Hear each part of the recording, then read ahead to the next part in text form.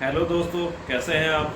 मैं आपका साथी नासिर आज फिर एक और नया वीडियो लेकर आया हूं आपके लिए। बहुत अच्छा, सभी के काम का है।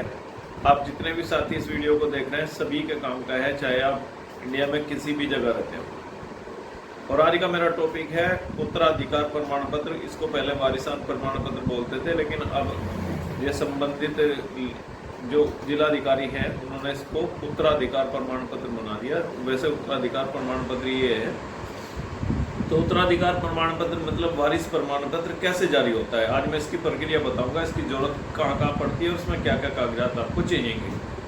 तो गाइज ध्यान से सुने और नोट कर लें, ताकि आपको कहीं परेशानी ना हो और बार बार आपको किसी से पूछना भी ना पड़े कि इस कागजात के लिए हमें क्या चाहिए।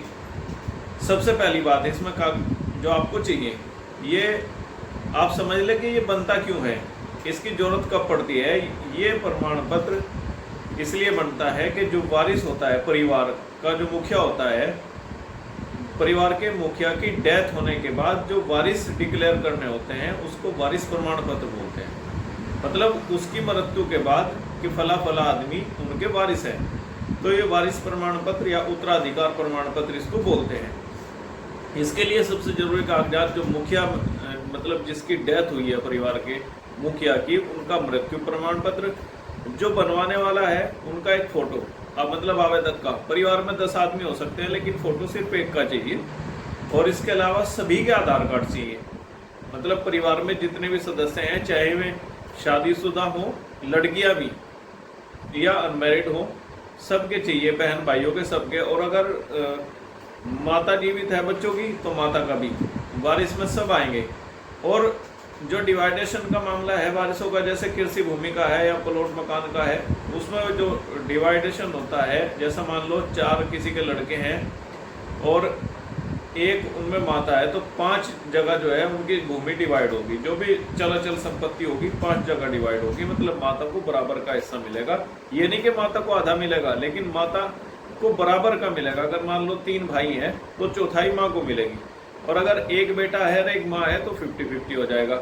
और ये खास बात है कि लड़की अगर अनमैरिड है, कोई लड़की जिसकी शादी नहीं हुई वो मायके में ही है भी, तो उसको भी बराबर का हिस्सा मिलेगा। और अगर उसकी शादी हो गई है तो फिर उसको मायके में कोई हिस्सा नहीं मिलेगा।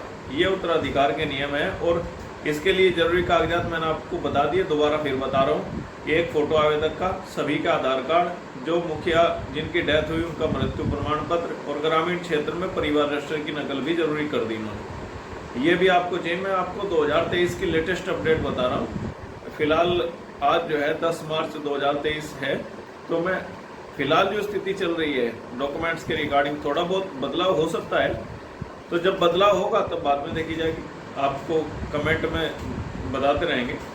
और इसके बाद में जो एक फाइल तैयार होती है आपकी, एप्लीकेशन, एफिडेविट वगैरह, ये सारे कागजात जमा कहाँ करने होते हैं, आपको क्या प्रोसेस है। आप संबंधित तहसील में जाएंगे और संबंधित तहसील में आप एक फाइल तैयार कराएंगे एसडीएम साहब के नाम, उप जिलाधिकारी महोदय के नाम। एक कागजात आप तैयार कराने के बाद एसडीएम साहब के कार्यालय में जमा कर देंगे। फिर उसके बाद उनकी रिपोर्ट लगने के बाद, मतलब ऑर्डर होने के बाद, तहसीलदार साहब के पास आपकी फाइल जाएगी।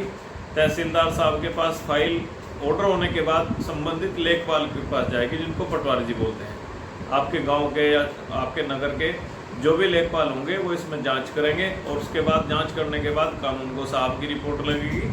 और फिर वापस तहसीलदार साहब की रिपोर्ट लगने के बाद एसडीएम साहब के कार्यालय में फाइल आ जाएगी वापस। और वापस आने के बाद वहाँ के जो स्टेनो बाबू हैं वे आपको तैयार करके इसको दे देंगे। 1-2 दिन का प्रोसेस नहीं है, 3-4 दिन भी कभी कभी लग जाते हैं, लेकिन फास्ट अगर आप करें तो 2-3 दिन में आराम से मिल जाता है।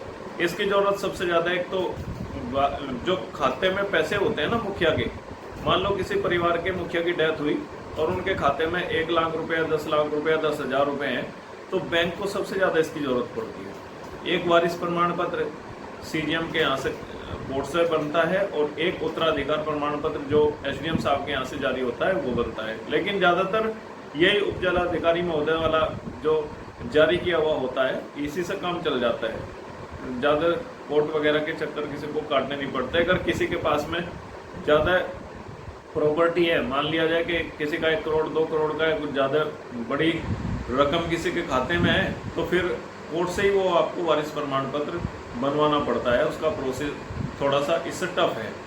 तो ये बनने के बाद आप संबंधित स्टेनो से प्राप्त कर लेंगे, और प्राप्त करने के बाद में फिर आप इसको जहाँ आपको बैंक वगैरह में लगाना है, फोटोकॉपी इसकी लगाते रहेंगे, ओरिजिनल अपने पास रखेंगे।